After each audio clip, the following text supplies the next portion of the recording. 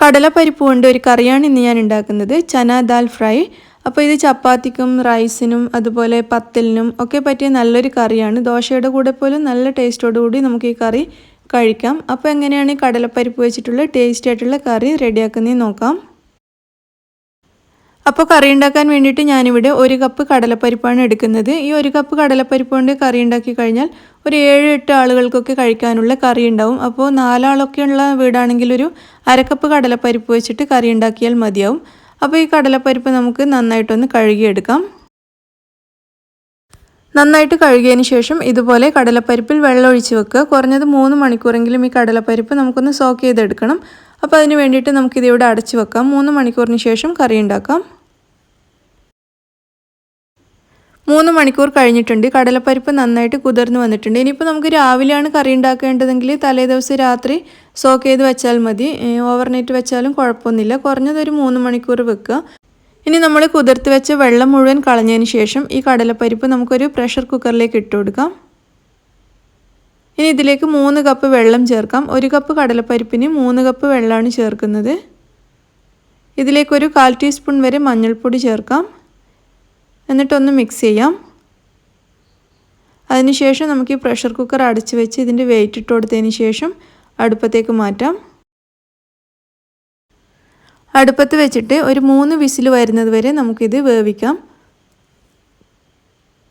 നിങ്ങൾ കണ്ണൂർ കിച്ചൺ ഇനിയും സബ്സ്ക്രൈബ് ചെയ്തിട്ടില്ലെങ്കിൽ ഈ ചുവന്ന ബട്ടൺ ഒന്ന് പ്രസ് ചെയ്തിട്ട് സബ്സ്ക്രൈബ് ചെയ്യൂ. എന്നിട്ട് അതിൻ്റെ അടുത്ത് കാണുന്ന ഈ ബെൽ ബട്ടൺ കൂടി ഒന്ന് പ്രസ് ചെയ്യൂ. അപ്പോൾ ഞാനിടുന്ന വീഡിയോസൊക്കെ നിങ്ങൾക്ക് പെട്ടെന്ന് കിട്ടുന്നതായിരിക്കും. 3 വിസിലിന് ശേഷം ഞാൻ ഈ പ്രഷർ കുക്കർ ഓഫ് ചെയ്തിട്ടുണ്ടായിരുന്നു. ഇതിൻ്റെ എയറൊക്കെ പോയിട്ടുണ്ട്. ഇനി ഇത് നമുക്ക് തുറന്ന് നോക്കാം. കടലപ്പരിപ്പ് നന്നായിട്ട് വെന്തിട്ടുണ്ട്. ഇത് നമുക്ക് ഈ സ്പൂണ് വെച്ചിട്ട് ചെറുതായിട്ടൊന്ന് ഉടച്ചു കൊടുക്കാം. മുഴുവൻ കടലപ്പരിപ്പ് ഉടച്ചെടുക്കണം എന്നില്ല, എന്നാലും ചെറുതായിട്ടൊന്ന് ഉടച്ചെടുത്ത് കഴിഞ്ഞാൽ നല്ല ടേസ്റ്റാണ്. അപ്പോൾ ഇതുപോലെ സ്പൂണ് വെച്ചിട്ടൊന്ന് ഉടച്ചെടുത്താൽ മതി. ഇനി ഇത് നമുക്ക് അടുപ്പത്തുനിന്ന് മാറ്റാം. ഇനി ഒരു പാത്രം അടുപ്പത്ത് വെച്ചിട്ട് അത് ചൂടാവുമ്പോൾ അതിലേക്ക് 1 ടേബിൾ സ്പൂൺ നെയ്യ് ചേർത്ത് കൊടുക്കാം, പശുവിൻ നെയ്യ്. ഇതിലേക്ക് 1 ടേബിൾ സ്പൂൺ വരെ വെളിച്ചെണ്ണയും കൂടി ഞാൻ ചേർക്കുകയാണ്. വെളിച്ചെണ്ണയ്ക്ക് പകരം വേറെ ഏതെങ്കിലും വെജിറ്റബിൾ ഓയിലും യൂസ് ചെയ്യാം.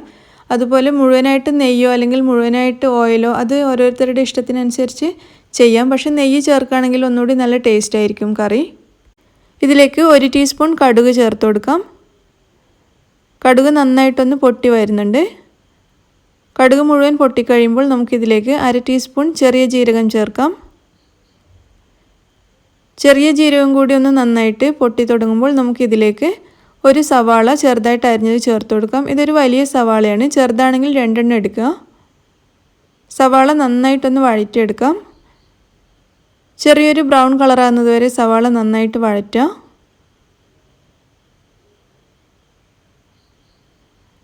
സവാളയുടെ കളറൊക്കെ മാറി വന്നിട്ടുണ്ട്, ചെറിയൊരു ബ്രൗൺ കളറായിട്ടുണ്ട്. ഈ സമയത്ത് ഇതിലേക്ക് 1 ടീസ്പൂൺ ഇഞ്ചി വെളുത്തുള്ളി പേസ്റ്റ് ചേർത്തിട്ട് അതും കൂടി നന്നായിട്ട് വഴറ്റുക. ഇഞ്ചി വെളുത്തുള്ളി പേസ്റ്റിൻ്റെ പച്ചമണം മാറുന്നത് വരെ ഒന്ന് വഴറ്റിയെടുക്കുക.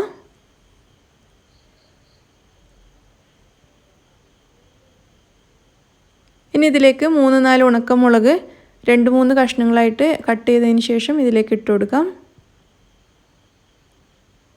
ഒരു 4 പച്ചമുളക് നെടുകെ കീറിയതും കുറച്ച് കറിവേപ്പിലയും കൂടി ചേർക്കാം. ഇതെല്ലാം ചേർത്തിട്ട് വീണ്ടും നന്നായിട്ടൊന്ന് വഴറ്റുക. 1 മിനിറ്റ് വരെ ഒന്ന് വഴറ്റിയെടുത്താൽ മതി. ഇതൊക്കെ ചേർത്തതിന് ശേഷം ഇനി ഇതിലേക്ക് 1/4 ടീസ്പൂൺ മഞ്ഞൾപ്പൊടി, 1 ടീസ്പൂൺ മുളക് പൊടി, 2-3 നുള്ളു വരെ കായം പൊടി, ഇത്രയും ചേർത്ത് കൊടുത്തിട്ട് ഒന്നുകൂടി നന്നായിട്ടൊന്ന് വഴറ്റിയെടുക്കാം. കുറച്ച് സമയം ഒന്ന് വഴറ്റുക. ഇനി ഇതിലേക്ക് 2 തക്കാളി അരിഞ്ഞത് ചേർക്കാം. 2 തക്കാളിയാണ് എടുത്തിരിക്കുന്നത്. ചെറുതായിട്ട് അരിഞ്ഞതിന് ശേഷം ഇതിലേക്ക് ചേർത്ത് കൊടുക്കുക. എന്നിട്ട് നന്നായിട്ടൊന്ന് മിക്സ് ചെയ്യാം. ഇനി ഈ സമയത്ത് കറിയിലേക്ക് ആവശ്യമുള്ള അത്രയും ഉപ്പും കൂടി നമുക്ക് ചേർത്ത് കൊടുക്കാം. ഉപ്പ് ചേർത്തിട്ട് വീണ്ടും ഒന്ന് മിക്സ് ചെയ്തെടുക്കാം. നന്നായിട്ടൊന്ന് മിക്സ് ചെയ്തതിന് ശേഷം നമുക്കിതിവിടെ അടച്ച് വെക്കാം. അടച്ച് വെച്ചിട്ട് ഒരു 5-6 മിനിറ്റ് നമുക്കൊന്ന് തക്കാളി നന്നായിട്ട് വേവാൻ വേണ്ടിയിട്ട് വെയിറ്റ് ചെയ്യാം. തക്കാളി നന്നായിട്ട് വെന്തുടഞ്ഞ് വരണം. അപ്പോൾ ഒരു 5-6 മിനിറ്റ് കൊണ്ട് തന്നെ തക്കാളി നന്നായിട്ട് വെന്തോളും. അത്രയും സമയം വെയിറ്റ് ചെയ്യാം. ഇടയ്ക്ക് നമുക്കിതുപോലെ ഒന്ന് തുറന്നിട്ട് ഇളക്കി കൊടുക്കാം, അടിയിൽ പിടിക്കാതിരിക്കാൻ. ഒരു 2-3 മിനിറ്റ് സമയമാകുമ്പോൾ ഇടയ്ക്കൊന്ന് തുറന്നിട്ട് ഇതുപോലെ ഒന്ന് ഇളക്കിയതിന് ശേഷം നമുക്ക് വീണ്ടും അടച്ചു വെച്ചിട്ട് ഒന്നുകൂടി വേവിക്കാം. വീണ്ടും ഒരു 2-3 മിനിറ്റ് വേവിച്ചാൽ മതി. എന്നിട്ട് നമുക്കിത് തുറന്ന് നോക്കാം. തക്കാളി ഇപ്പം നന്നായിട്ട് വെന്തിട്ടുണ്ട്, വെന്ത് ഉടഞ്ഞ് വന്നിട്ടുണ്ട്. സ്പൂൺ വെച്ചിട്ട് വേണമെങ്കിൽ ഒന്നുകൂടി നന്നായിട്ട് ഉടച്ചു കൊടുക്കാം. ഇനി നമ്മൾ നേരത്തെ വേവിച്ച് വെച്ച കടലപ്പരിപ്പ് മുഴുവനായിട്ട് ഇതിലേക്ക് ചേർക്കാം. എന്നിട്ട് നന്നായിട്ടൊന്ന് മിക്സ് ചെയ്തെടുക്കാം.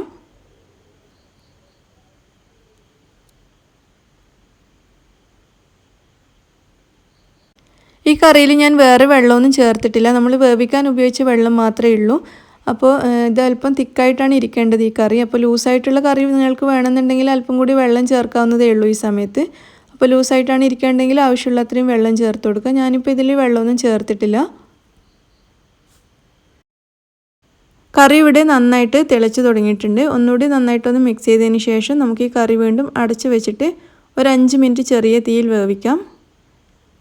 കടലപ്പരിപ്പും മസാലകളും ഒക്കെ കൂടി ഒന്ന് മിക്സ് ആവണം. അതിന് വേണ്ടിയിട്ട് ഒരു 5 മിനിറ്റ് ചെറിയ തീയിൽ നമുക്കിത് വേവിച്ചെടുക്കാം. 5 മിനിറ്റിന് ശേഷം നമുക്ക് ഈ കറി വീണ്ടും തുറന്ന് നോക്കാം. കറി അല്പം ഒന്ന് കുറുകി വന്നിട്ടുണ്ട്. അതുപോലെ കടലപ്പരിപ്പും മസാലകളും ഒക്കെ കൂടി നന്നായിട്ടൊന്ന് മിക്സ് ആയിട്ടുണ്ട്. നമ്മൾ ഈ കറി അടുപ്പത്തുനിന്ന് മാറ്റിക്കഴിഞ്ഞാൽ കുറച്ചുകൂടി തിക്കായിട്ട് മാറും. നമുക്ക് ചപ്പാത്തിക്കൊക്കെ കൂട്ടേണ്ട ഒരു പരുവത്തിലായി മാറും. അപ്പോൾ കുറച്ചുകൂടി ലൂസായിട്ട് വേണമെന്നുള്ളവർക്ക് ഈ സമയത്തും വേണമെങ്കിൽ കുറച്ച് വെള്ളം ചേർത്ത് കൊടുക്കാം. ഇനി നമുക്കിതിലേക്ക് ഒരു ചെറുനാരങ്ങയുടെ പകുതിയുടെ നീര് ചേർത്ത് കൊടുക്കാം.